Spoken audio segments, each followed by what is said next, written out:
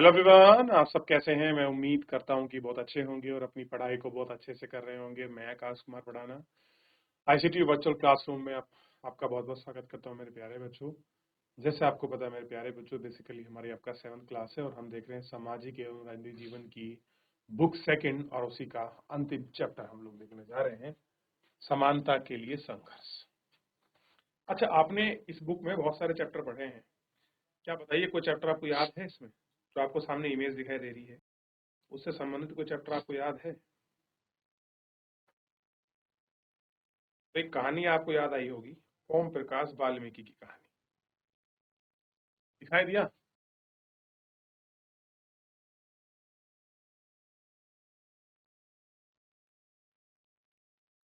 ये देखिए, ओम प्रकाश वाल्मीकि की कहानी को पढ़ा, इधर बाजार को पढ़ा था, कैसे लोग काम कर रहे हैं, और इन सारी चीजों को हमने पढ़ने का जो है आपका प्रयास किया था।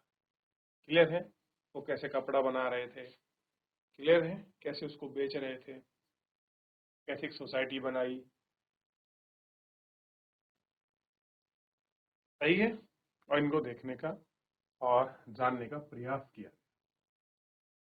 आगे बढ़ रहे हैं। सबसे पहले हम बढ़ते हैं समता के लिए संघर्ष की बात करते हैं। आइए देखिए, इस पुस्तक में अभी तक आपने कांता अंसारी मेनली और सपना जैसे लोगों के बारे में पढ़ा।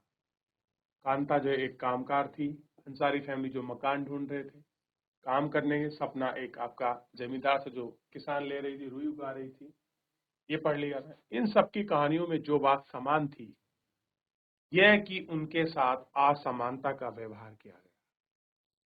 कैसा किया गया? अनइक्वलिटी हुई उनके साथ। ऐसी स्थिति में लोग क्या करते?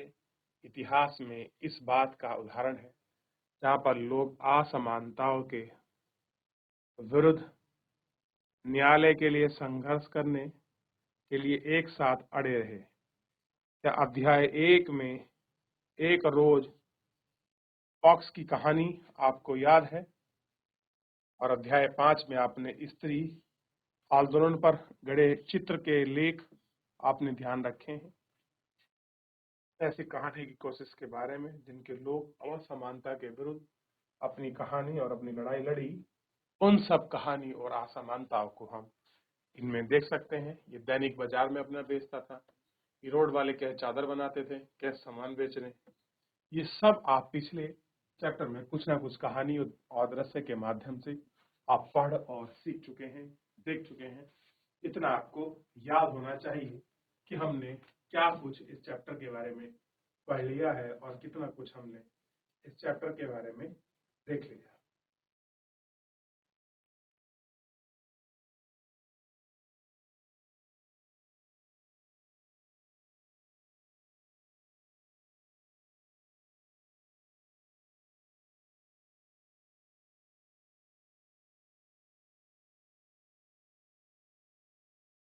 आगे बढ़े।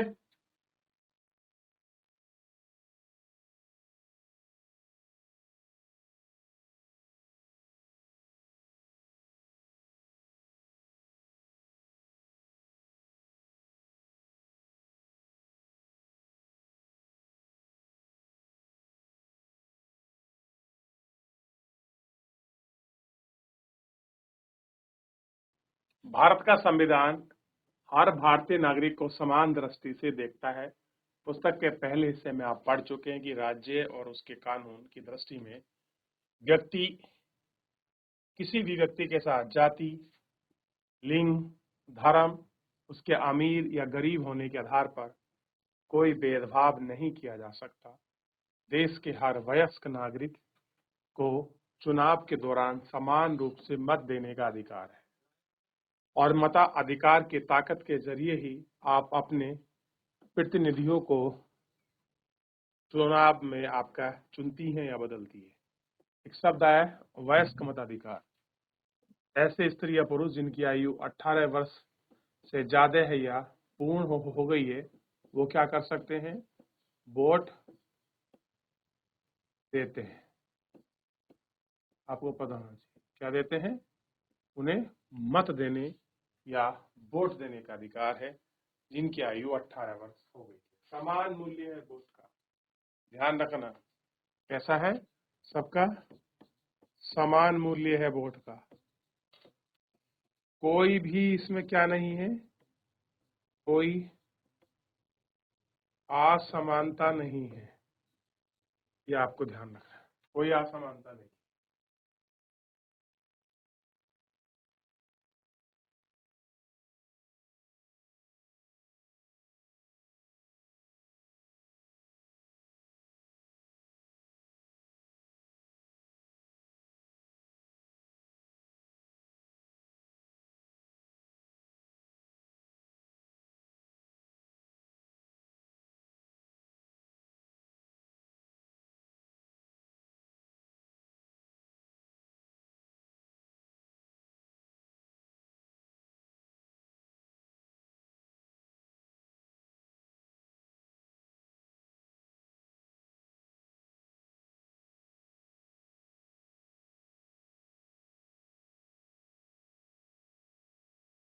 मताधिकार पहले भारतीय समान भाव विकसित होता है, क्योंकि हमारे वोट की कीमत उतनी ही है जितनी किसी भी व्यक्ति के वोट की कीमत है। भाव अत्यधिक लोगों को जीवित आपका छू नहीं पाता है। आपने पहले के अध्याय में देखा है कि कैसे स्वास्थ्य सेवाओं के निजीकरण बढ़ रहा है। सरकारी अस्पताल की लापरवाही के रवैये ने कांता और हाकिम शेख और अमन जैसे अत्यधिक गरीब लोगों के लिए अच्छे स्वास्थ्य सेवाओं को कठिन बना दिया है। वे लोग जिनकी महंगी निजी सेवाएं हैं उन पर बोझ नहीं उठा सकते हैं या उनको बोझ नहीं दे रहे। ठीक इन सारी चीजों को हम लोग आपका देखेंगे, क्लियर है, और इन पर हम बात करेंगे। इसी तरह एक बूढ़ी औरत जो घर में अच्छा अचार बनाती है, बड़ी कंपनियां लंबे चौड़े विज्ञापन और खर्च अनेक संसाधनों के समान कमजोर होती जाती है, उन पर पिछड़ जाती है। सपना के पास पर्याप्त संसाधनों की कमी और इसलिए अपनी रुई जो है वो फसल उगाने के लिए साहूकारों से उधार लेने पड़ी। यही कारण है कि मजबूरी से अपनी अच्छी फसल को कम कीमत पर बेचना पड़ा। देश भर में मिलने वाली घरेलू काम करने वाली लाखों महिलाएं जो लगातार मेहनत कर दूसरों के घरों का काम करती हैं, बाद में भी वे अपने अपमानित होने पर विवश थीं, क्योंकि संसाधनों के अभाव में स्वयं का कोई काम नहीं कर पाती हैं। गरीब और संसाधनों का अभाव आज भी भारतीय समाज में कोई विषमता और असमानता का सबसे बड़े कारणों में से एक है। दूसरी ओर अंसारी दंपत्ति को संसाधन होने या कम होने के कारण उनके साथ समानता नहीं झेलनी पड़ी। वास्तव में उनके पास किराया देने के लिए पर्याप्त पैसे थे, एक मकान पाने के लिए महीने भर भटकते रहे। उनके धर्म के कारण उनको मकान आपका देने से हिचकिचाहट रहे। ठीक उसी प्रकार लोग उनके धर्म के कारण मकान देने से हिचकिचाते रहे। स्कूल के अध्यापकों ने ओम प्रकाश वाल्मीकि से स्कूल का मैदान महज इसलिए साफ कराया क्योंकि वो दलित थे, और अपनी पुस्तक को पढ़ा और कह रहे कि आपने पुस्तक पढ़ा कि महिला द्वारा किए गए काम अक्सर पुरुष के काम की तुलना में माने जाते हैं। कि अगर मान लीजिए स्त्री पुरुष काम कर रहे हैं तो आज भी हमारे समाज में एक सोच बनी हुई है कि महिला के काम की कम वैल्यू है और जो पुरुष है उसके काम की ज्यादा वैल्यू है। इन सभी के साथ जाने वाले भेदभाव प्राथमिक कारण ही है किसी खास सामाजिक पृष्ठभूमि के या महिलाएं थी जो आपका धार्मिक, जाति, लिंग और कुछ कारक हैं जिनके आधार पर आज भी भारत में लोग असमानता का व्यवहार करते हैं। कैसे हैं लोग उनके साथ असमानता का व्यवहार करते हैं? क्यों? जबकि साफ साफ लिखा है किसी के धर्म, जाति, लिंग, जन्म स्थान, मूल वंश के आधार पर किसी के साथ कोई भेदभाव नहीं किया जाएगा। क्लियर है? ये आपको स्पष्ट पता होना चाहिए। अगर कोई व्यक्ति ऐसा करता है तो वो गैर कानूनी है, यानी कि कानून को संरक्षण नहीं देता।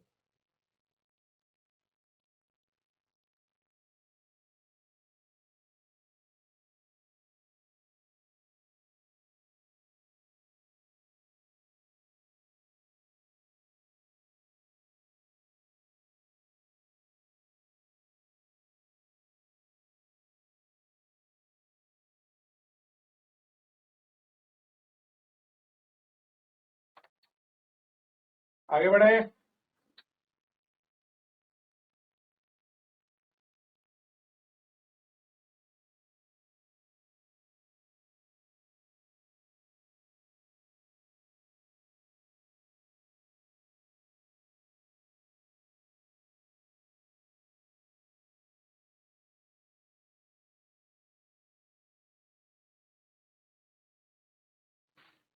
गरीबी, मानवीय गरिमा के अभाव और कुछ विशेष समुदाय की प्रति अपमान कारक अक्षरों को मिले जुले ढंग से समझ आते हैं।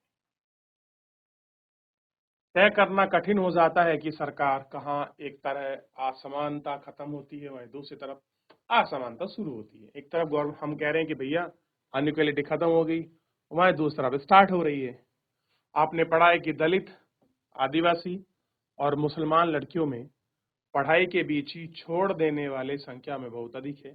यह स्थिति गरीबी, सामाजिक असमानता और इन समुदाय के लिए अच्छी स्कूली सुविधाओं के अभाव में कई मिले जुले कारण पैदा हो गए हैं। बहुत सारे ऐसे कोरिलेटिव आपके फैक्टर्स हैं जो सामने आ रहे हैं, दिखाई देते हैं और हम इनको देखते हैं।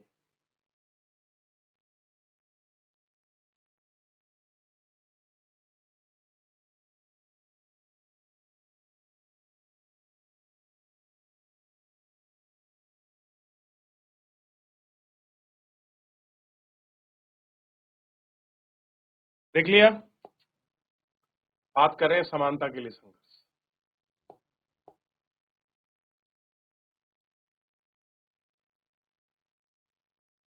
दुनिया भर के तमाम समुदाय, लोग और शहरों में आप देखते होंगे कि लोग समानता के लिए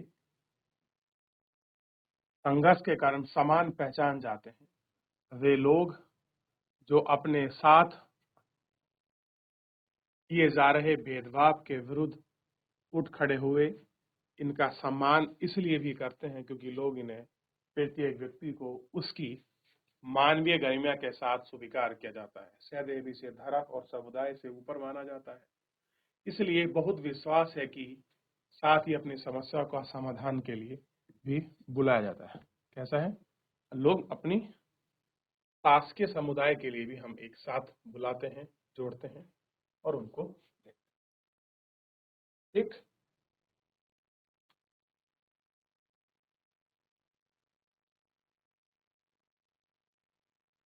देख लिया आपने?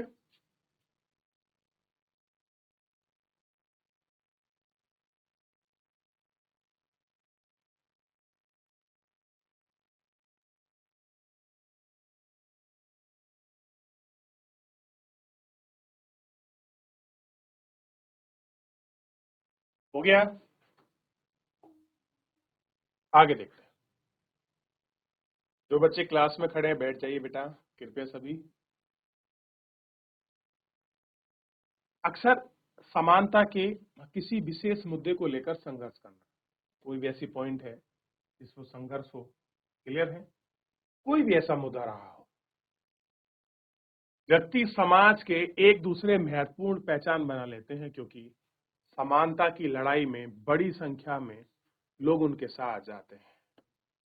भारत में ऐसे अनेक संघर्ष की याद किए जाते हैं जहां पर लोगों के मुद्दों के लिए लड़ने में आगे आए हैं, इन्हें महत्वपूर्ण लगता है। अध्याय 5 में हमने पढ़ा है कि कैसे किन तरीकों से समानता के लिए महिलाओं का आंदोलन खड़ा हो। मध्य प्रदेश का तवा मत्स्य संघ ऐसा ही दूसरा उदाहरण है जहां लोग अपने अधिकार के लिए एक साथ खड़े हुए तमाम संघर्ष गाथाएं हमारे पास हैं, जिन पर बीड़ी मजदूर, मछुआरे, खेतिहार मजदूर, झुग्गी वाले समूह ने अपने तरह के न्याय की लड़ाई लड़ी।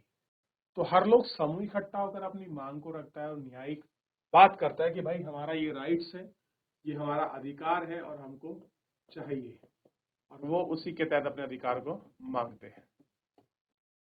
क्लियर है? ये हमको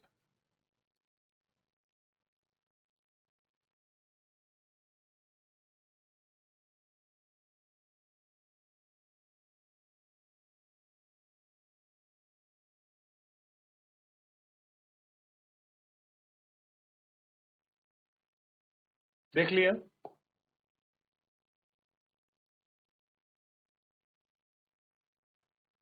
प्रयास भी हमारे सामने है कि लोग ने मिलजुल कर संसाधनों पर नियंत्रण करने के लिए सहकारी संगठन यानी कि कोऑपरेटिव सोसाइटी भी बनाई है, जिनके तहत लोग एक दूसरे के साथ जुड़े हैं, जुड़कर काम किया है और आगे बढ़ने का प्रयास किया ताकि वो कोऑपरेटिव रूप से रह सके, अपने को काम कर सके। ऐसा ही है आपका तवा मत्स्य संघ।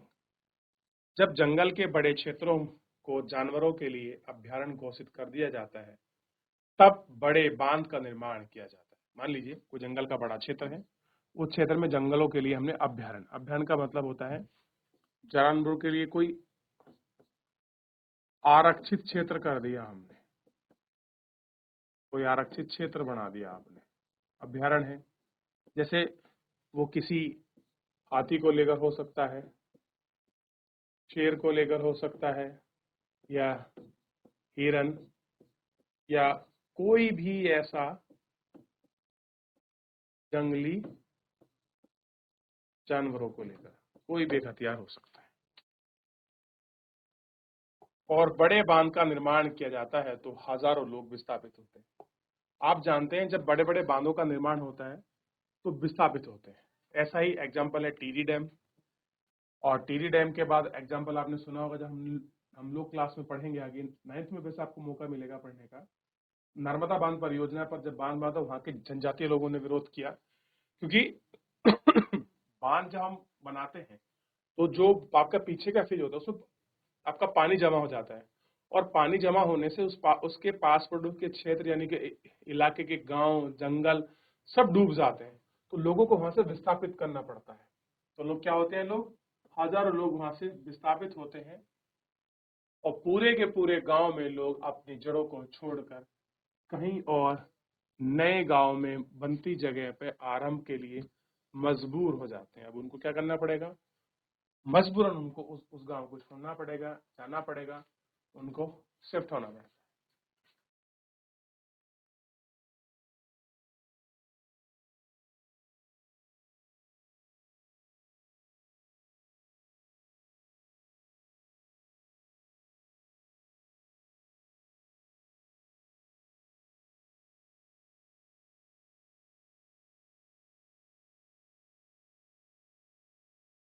चलिए, इन विस्थापितों में अधिकांश लोग गरीब होते हैं। शहरी क्षेत्र में वे बस्तियों में जाकर या गरीब होते हैं, उन्हें हटा दिया जाता है, फिर कुछ शहरों में बाहरी इलाकों में दोबारा बसते हैं।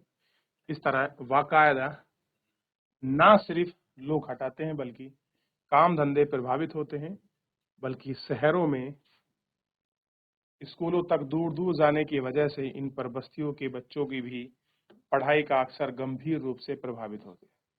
उन पर क्या पड़ता है, बड़ा गंभीर रूप से उन पर प्रभाव पड़ता है और इफेक्ट पड़ता है, जो हमारे सामने हमको देखने के लिए मिलता है।